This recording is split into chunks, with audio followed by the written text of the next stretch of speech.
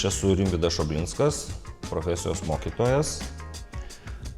Daugiausiai vis dėlto to aktyvaus laiko praleidžiu čia mokykloje, nes tenka dirbti su dieninė pamaina ir su tais neakivaizdininkais, kaip anksčiau vadindavo, dabar jie yra testinės programos, kur yra. Tai esate mokytojas. Taip. Sakykite, kas jūs atvedė į mokytojo kelią? Tiesą sakant, visiškai atsitiktinai, nes aš esu inžinierius mechanikas ir niekada nebuvau joks pedagogas.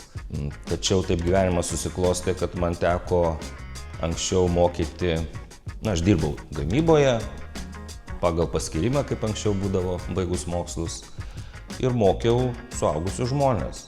Po to taip susiklostė gyvenimas, kad įsidarbinau Marijampolės kolegijoje, dabar jau Sūduvos akademija. Laisvalaikiu, jeigu būtų taip įdomu šitoj vietoj, tai mėgstu pasėdėti internete, bet ne tiek pramogose, kiek domiuosi techniniais visokiais dalykais. Kaip kažkas kažką meistrauja, ten gana platus mano interesų zona, bet daug kas susijęs su tiesioginiu darbu. Sakykite, o koks mokinys pats buvote mokykloje? Aš buvau išdykęs mokinys.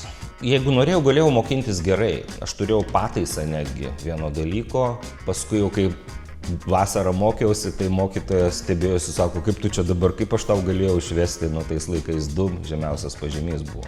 Kai reikėdavo, tikrai galėdavau susiimti ir visokius dalykus įveikti nesunkiai. Na, o dabar apie jūsų mokomą dalyką. Tai kokią profesiją mokote? Šiaip pavadinimas ilgas, tai automatinių sistemų priežiūros mechatronikas. Trumpai mes sakom mechatronikas, nors pats tas žodis mechatronikas anksčiau buvo automatikas. Tipiškai tai buvo pramonės automatikas.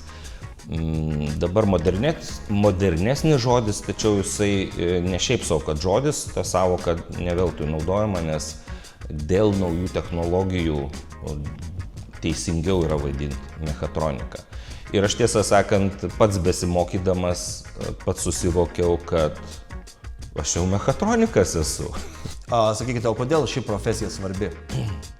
Mes matom, kad naujos technologijos braunasi į visus gyvenimo kampučius mūsų. Visi šneka, kad ryšium su dirbtiniu intelektu ir su visu tom naujovėm daugybė specialybių tiesiog numirs, nes daug ką galima padaryti kompiuterių pagalba, nesivarginant, ypač rutininius darbus.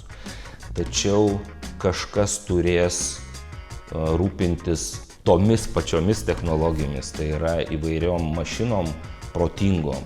Kažkas turės jas konstruoti, programuoti, surinkti, paleisti į gyvenimą, o paskui prižiūrėti, kol jos veikia. Ir greičiausiai dėl ekologijos dalykų jas reikės ardyti. Ir visam tam reikia žmonių, kurie supranta, kas ten yra viduje.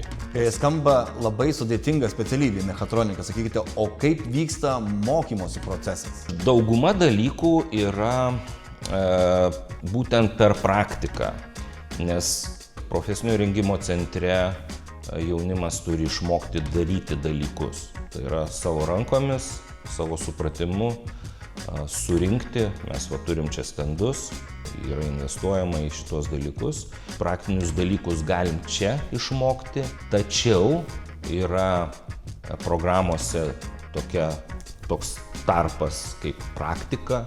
Mes galėtumėm vadinti ten gamybinę praktiką, kada jie įvairiose įmonėse mokiniai praktiškai dirba savo darbą, tą, kurį dirbs ateityje.